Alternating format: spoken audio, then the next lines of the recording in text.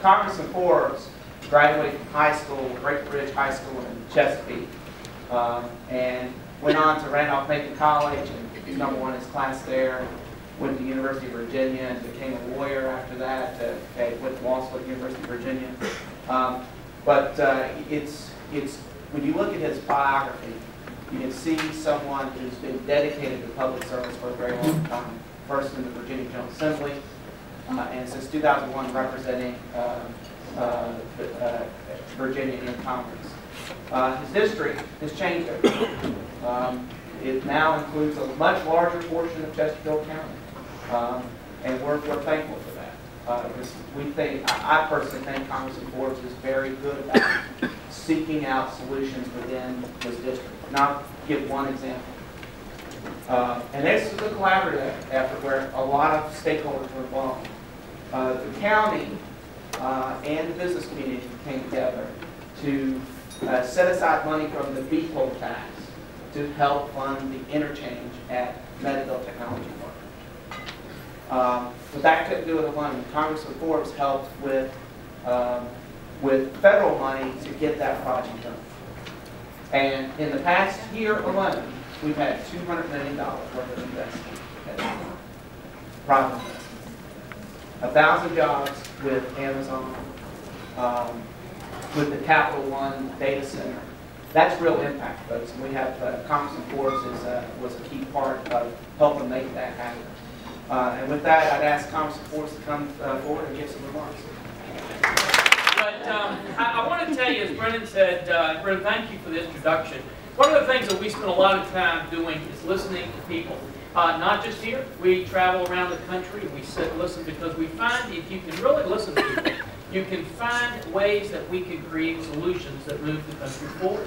And if you travel around America today and you listen to people and you just kind of get through all the noise, there are really 4 words that kind of describe their feelings. And they've evolved over the last year or so. The first one is frustration. There are a lot of people who are extremely frustrated. And one of the reasons they're frustrated is because they don't feel they can get the truth anymore. They feel like everything they see is just spin. Whether it comes from the government, whether it comes from the media, wherever it is, they're scratching their heads and saying, will somebody give us some facts, that we can look at? We're pretty smart people. We can make our own decisions, but they're frustrated they don't get those facts. The second word that I've watched kind of evolve is anger. Because they get angry in the fact that as they look around, they are seeing the fact that the people who they believe have the truth, who have the facts, are not making the right decisions. That they're so polarized, they're so separated that they can't make decisions to move the country forward. And then the third one that I think is important to them is one that I have not seen in a long time in this country, but I'll tell you, I've seen it the last several months, is fear.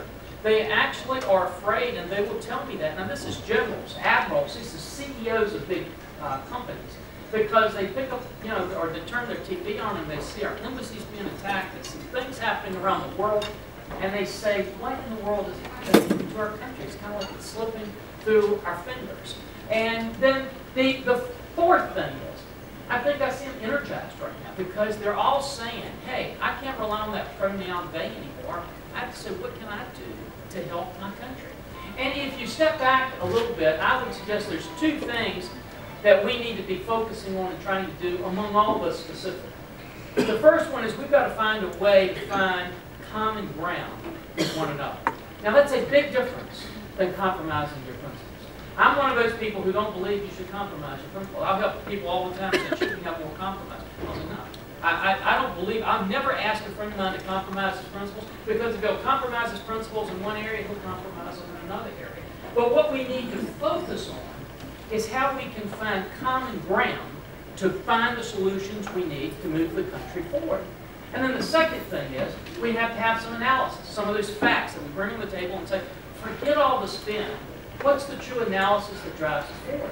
I want to start with the common ground. And I want to start with what Brendan said.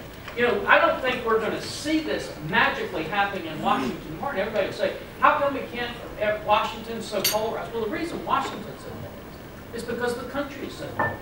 I mean, just look at the last cycle that we've had in the election. We have probably, if you add up all the campaign dollars, if you add up all the media dollars that you have had spent in the last year or so, we are probably approaching $2.5 to $3 billion that's been spent not bringing people together, but separating people and dividing people. We look at the things that used to unite us, and we don't see them anymore. Something as simple as teaching history. Look at the curriculums in most of our higher education, most of our colleges and universities, and we don't even teach a history that unites us and pulls us together.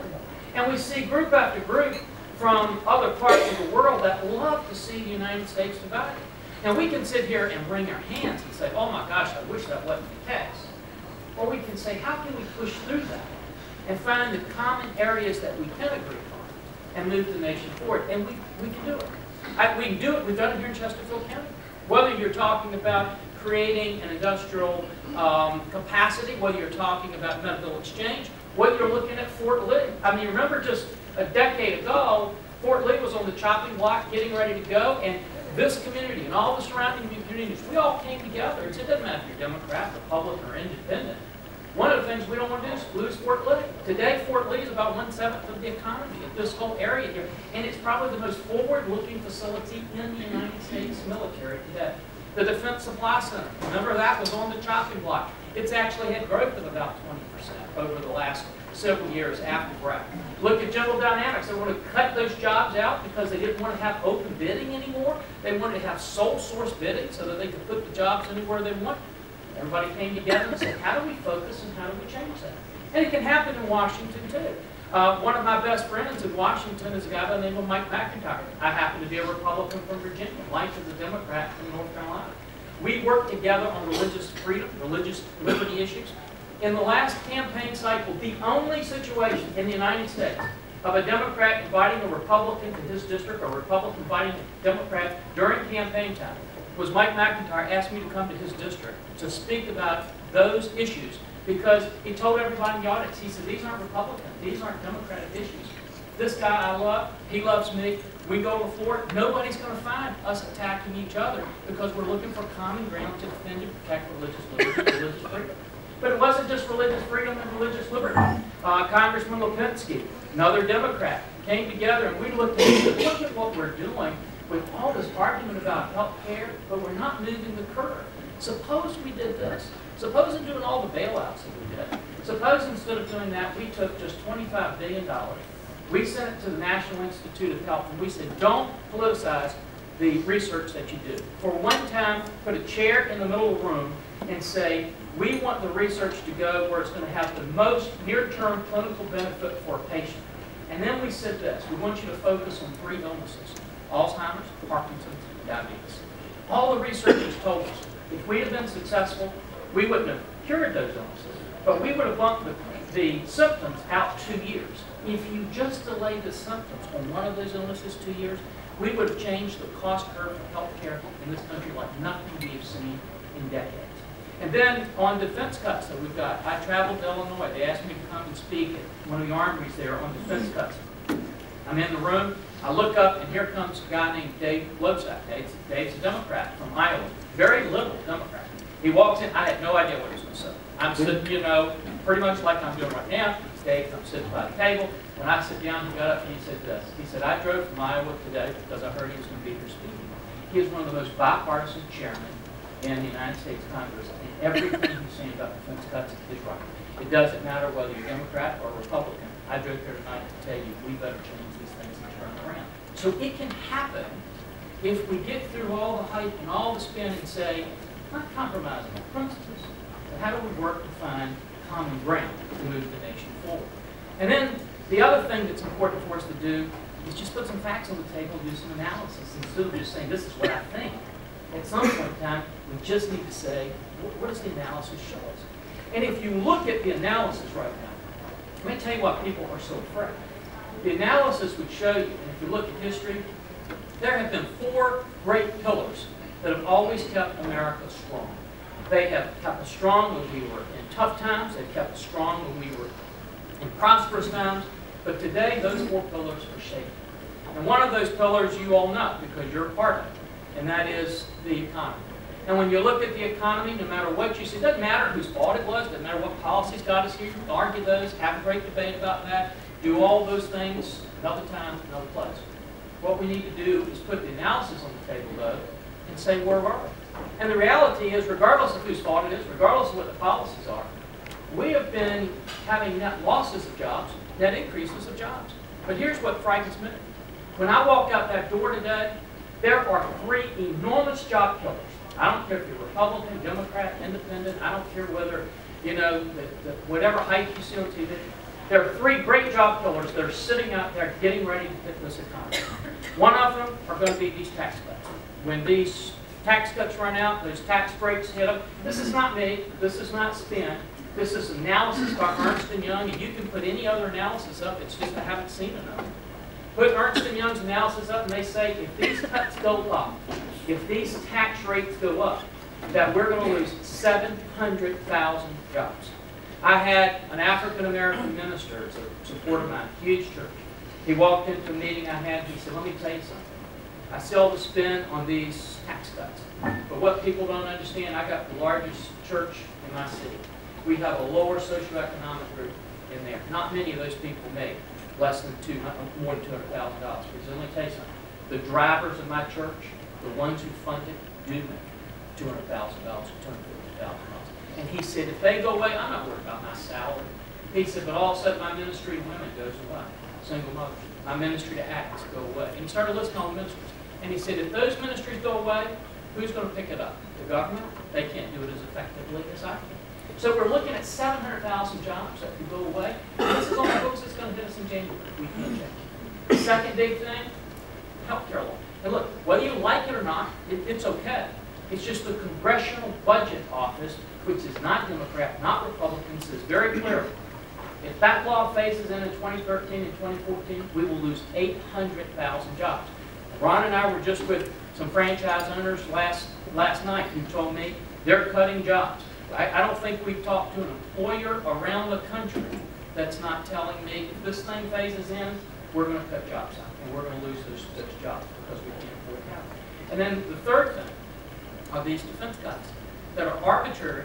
We've already taken $800 billion out of defense. We're getting ready to take $500 billion out in January. And according to the Secretary of Defense, it's going to cost 1.5 million jobs. According to the aerospace industry, 2.1 million. Anywhere you look at that, we need to come together and find common ground and say, wait a minute. Whatever our political leanings are, we can't afford to have almost 3 million jobs lost in this economy. He said he was so concerned by what he read. He went to the library because none of the kids his age could believe that there could be a nation that was really a nation of laws that applied to everybody. The responsibility of those laws, but the benefits of those laws. And he said all of a sudden he got the Federalist Papers. He said, I didn't understand 10% of what was in them. But the 10% that I understood gave me a passion to want to come to this country. He came with $8 a day to buy a millionaire. Because he said those laws apply to me. Got a friend of mine I had lunch with about 3 months ago. He told me this. He said, I had a friend that came to me, wanted me to invest in his business. I told him I didn't think so. I didn't think it was going to do very well. He came back to me and said, I think business is going to do okay. You want to invest in it? He said, nope, not going to invest in it. He said, all of a sudden I looked, this friend of mine was getting his secretaries to invest in it, getting the truck drivers to invest in it. And I thought, oh, man, they are making such stupid business decisions. Well, his friend was Sam Walton, and if you drive through Bentonville today, those secretaries have mansions up there, multimillionaires, the truck drivers have mansions, because they made stupid decisions that just happened to turn out because under the rule of law, they got the benefit of those decisions. But if they had failed, you shouldn't be there to bail them out. That was their decision to do. That rule of law is shaken. Third thing that I think is a great pillar that's sustained is religious freedom and religious liberty. And I won't spend a lot of time here because I spend a lot of time around the country to defend. It's not whether you force my beliefs. It's if you study our history, for centuries, the government would step in when somebody's religious freedoms and liberties were being attacked and defended. In the last years, we have had that flip around, where the government's now coming in to stop it. When you get the Navy issuing an order that a pastor can't bring a Bible in a naval hospital to read to a patient, even if the patient asks him, that's too far. When you get a bank in Oklahoma that's being shut down by the Federal Reserve because it has a table that says Merry Christmas on it, that's too far. When the United States Air Force says to its commanders, you can't tell one of the people under your command about a valid, approved program that could help them with suicide concerns or with marital concerns because you can't do it, only the chaplain can do it, that's too far. And then we have to fight that and once again reestablish that code. And the fourth, final thing is our defense. And I'll just tell you this, Chairman of the Readiness Subcommittee, we are getting ready to dismantle the greatest military the world has ever known. When you talk about these cuts, I know dollars go over all our heads. Let me tell you the results of it. I told you the economic results, but the strategic results of these. We pulled out our missile defense systems out of Europe, and we put them on the backs of the Navy with no additional assets to the Navy. The result was we freed the Russians up. Now they're spending $720 billion to create 1,600 new airplanes that are going to be pointed at us. When you look at our shift to the Pacific, some of you might have read about that. It's going to be the big new strategic game plan that we have. With these cuts, we won't have the resources to do that. Every day, China's pushing their sovereign demands, and our allies are looking at us and saying, are we going to be there to support them? And all you've got to do is turn on the TV, and you see what's happening in the Middle East. We will have fewer ships in our Navy than we've had in 100 years. We will give 150 to 200,000 pink slips to active duty men and women in uniform, and that would be like doing away with the entire Marine Corps tonight. That's wrong. We've got to turn that around. That's a passion that we need to fight common ground to do. And let me close with this before Fred gets me. I've said this almost everywhere I've spoken in the last several months. And hard to say it, I just ask you to forgive me, but it just kind of is the personification, I think, of what we're all doing right now. I gave a speech, a large group of folks several months ago, and at the end, they wanted to have questions and answers. The first question that was put to me was from a young couple that was sitting pretty close to where Fred was sitting, on the table that was up there. And the man stood up and he said, Congressman, I drove 2 hours to get here tonight because I wanted my son to hear you. And he's getting ready to go to college next year. And I want you to look him in the eye and tell him why he should get involved in civic activity, why he should get involved in government. In this day and age where everything is so polarized, where everything is acrimony, where people are fighting with each other, and there's one attack after the other on somebody. And I asked his son to come up, and he was a big guy. He wasn't heavy, he was big, you know. And I asked him his name, I asked him where he should go to college. And then I looked at him and I told him this.